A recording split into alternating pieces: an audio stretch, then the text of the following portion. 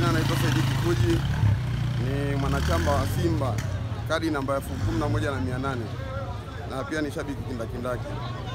Nilitoka hapa tarehe 15 ya mwezi huu wa 9 kwenda Simba Day Dar es Salaam, yani wiki ya Simba Day ambayo kilele kilikuwa tarehe 10. Nilitoka tarehe 5, kumrazi, nilisema tarehe 15, nilitoka tarehe 5, kilele kilikuwa tarehe 10. Lakini kilichonifanya ni wahi kwanza.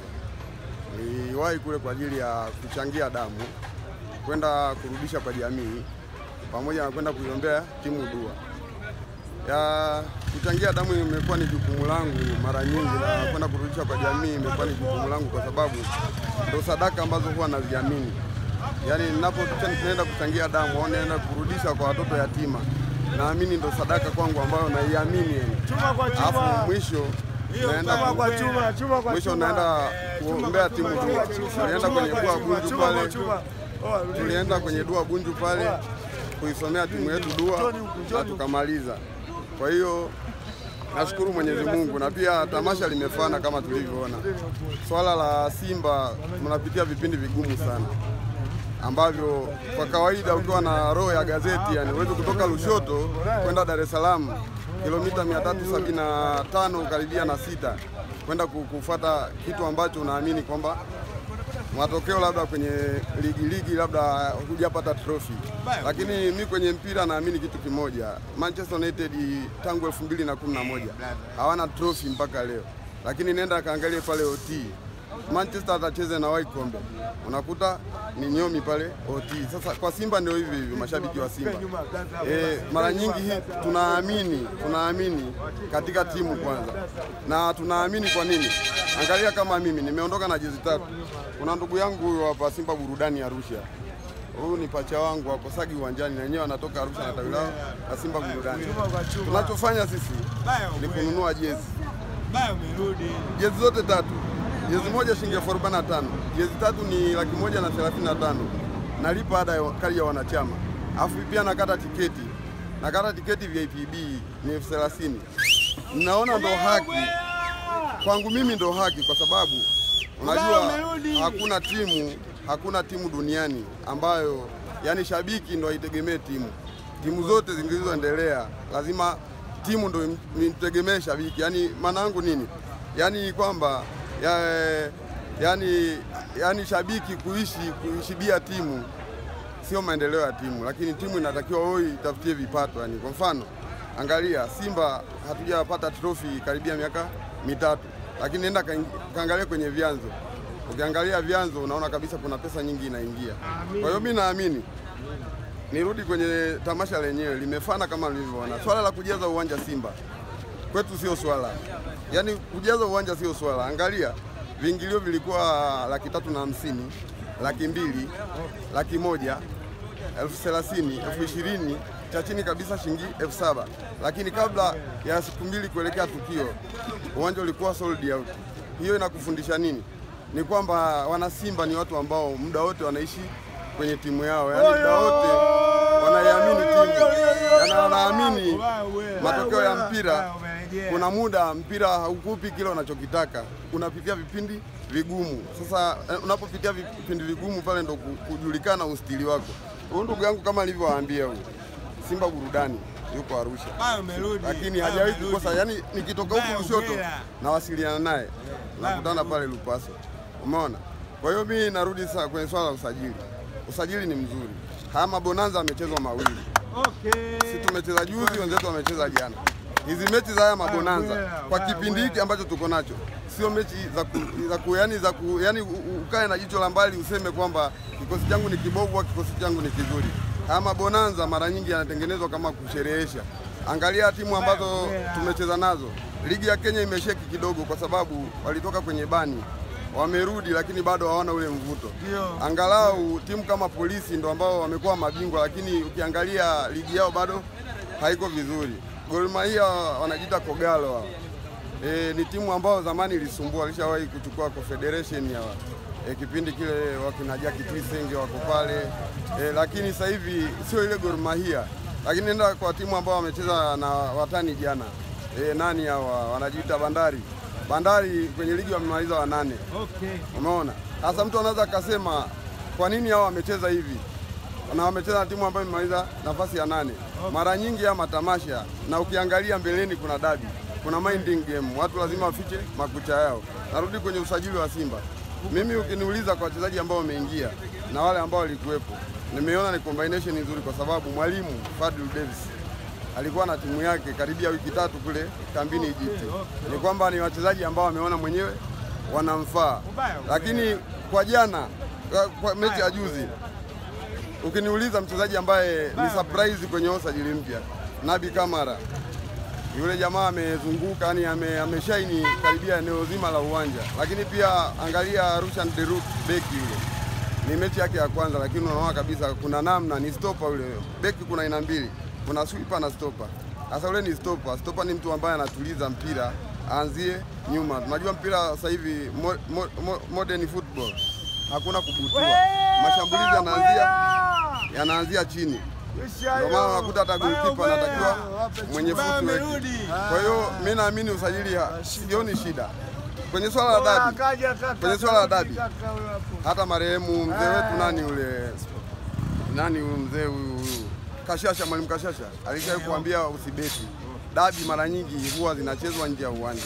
Itategemea siku hiyo umeamka na siku nzuri kazini vipi, ndio utakuta unaenda kuishinda dabi. Tushawahi kuona kwamba kuna baadhi ya timu unakuta ina wachezaji pungufu lakini anaenda kupata matokeo. Kuna timu unaweza ukaikuta iko timamu na watu wake lakini anaenda kubondwa. Kwa hiyo kwa upande wa dabi mimi nasema tu kwamba ni swala la kusubiri mpaka ichezwe. Japo watu washajipa hukumu kwamba kwa sababu wao wanapiga tu huenda wataendeleza kujipigia. Lakini kwenye dabi naambia, na mbaya zaidi mmoja hapo kwenye hiyo dabi, yeye ni kwamba hana cha kupoteza, akipigwa ni kama amepiga. Hasa wewe ambaye umeweza kumpiga mwenzio, ukipigwa ndio ile kuja kutafutana. Sababu tumeona wenzetu mpaka sasa hivi hapa, jezi zao sasa hivi wanauza shilingi 15,000. Ligi haijaanza jezi inauzwa 15,000. Wakati jezi ya mnyama mpaka sasa hivi bado inakimbiza sokoni na haipatikani. Ligi haijaanza jezi unauza 15,000. Tena sio 15,000, mimi natoa ushuhuda. Jana napita Karume pale, zimechanganywa na jezi za mtumba tena za ligi za Bangkok huko Thailand. Yaani nadhani wamepotea baba. Ni sehemu ambazo yani mpira haupo. Sasa unakuta mimi kaangalia hivi jezi sio ya Yanga hii. Kwani hii jezi imetoka kopi? Najiuliza jezi inawezaje kutoka kopi mapema ikiwa hata ligi haijaanza? Naenda kuigusa ndo yenyewe. Shilingi ngapi? 15,000. Sababu za muuzaji au wauzaji kuuza 15,000 wakwambia tunauzia watu kutokana na vipato vyao. Sasa ndio hivyo tu mpira wetu kwa sababu una mambo mengi. Ila niseme tu kwamba mimi nimerudi na nimetimiza mambo makuu ambayo nimeyataja hapa. Nimeenda nimechangia damu, nimeenda nimerudisha kwa jamii, pia nimeenda kuiombea timu yangu. Nimerudi kujipanga hapa kwa ajili sasa safari ya dabi na mashindano mengine yanayoendelea. Kwa sababu Simba msimu huu tuko Champions League ambayo tumezoea yani kuingia robo finali, yani kama kutoa mgunje kuingiza sebleni.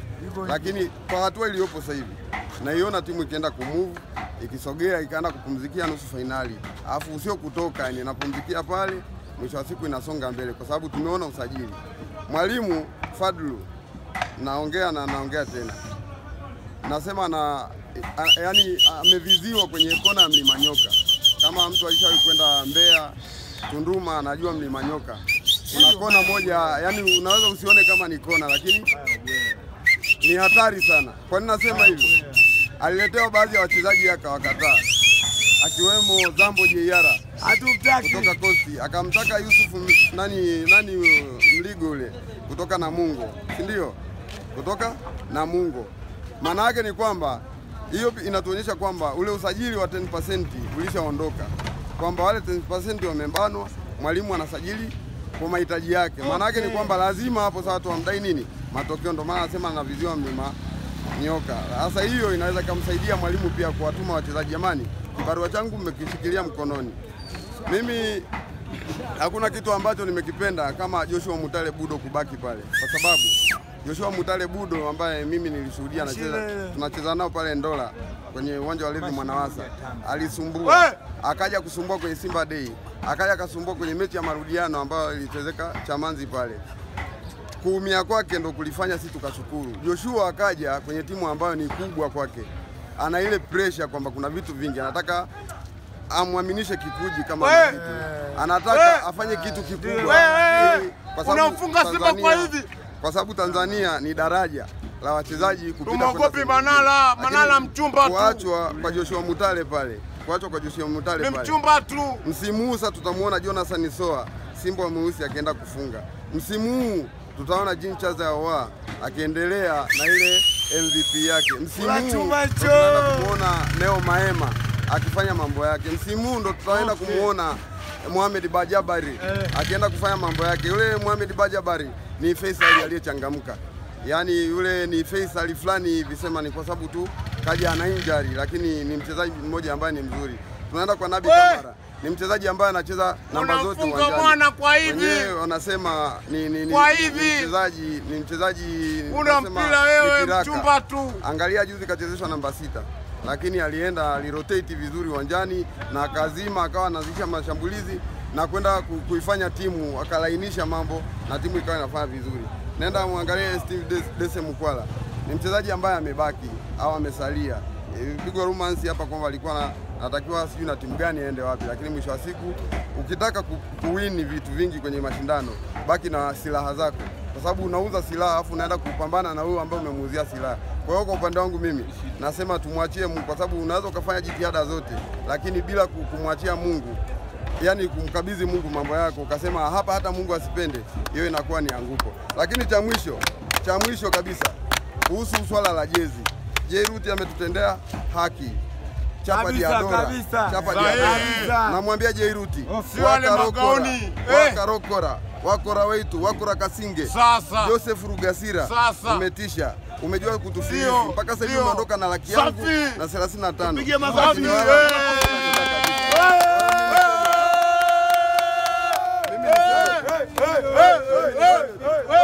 Wale magauni. Wale masweta ndio nayo. Wale masweta. Mimi niseme tu kwamba dalili njema huonekana asubuhi. Alafu anakuambia dhamira ikipanda msuli pia unafungwa mkanda. Yaani ukishaona umepiga dhamira si unavaa ule msuli ule. Unapiga mkanda.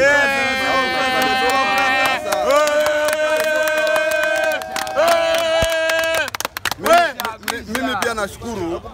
Masai nashukuru. Wale masweta jana. Mimi pia nashukuru kunihoji hivi imesaidia kitu kimoja. Ahmed Ally sisi makamanda wake, sawa? Umeona ile buti ile? Wenyewe. Sasa hilo hapo hilo. Na umeona hivi? Inaitwa buti la Mselanondo, linafungwa kama mzigo wa kuni. Ni kwa ajili ya hamasa. Sasa hivi hapa nyewe mmenihoji hapa. Sawa, mtaposti. Endapo mtaposti, Ahmed Ally atajua kamanda wake ashafika wapi? Lushoto. Yaani haitampa shida tena kupiga simu. Maana yule akitutoa kule anahakikisha kila mtu amefika nyumbani. Sasa kwa hii, kwa sababu lazima mtaposti, najua Ahmed Ally tamkuta. Atajua kamanda wake Kikuji ashafika nyumbani. Mimi nasema hii makofi tena.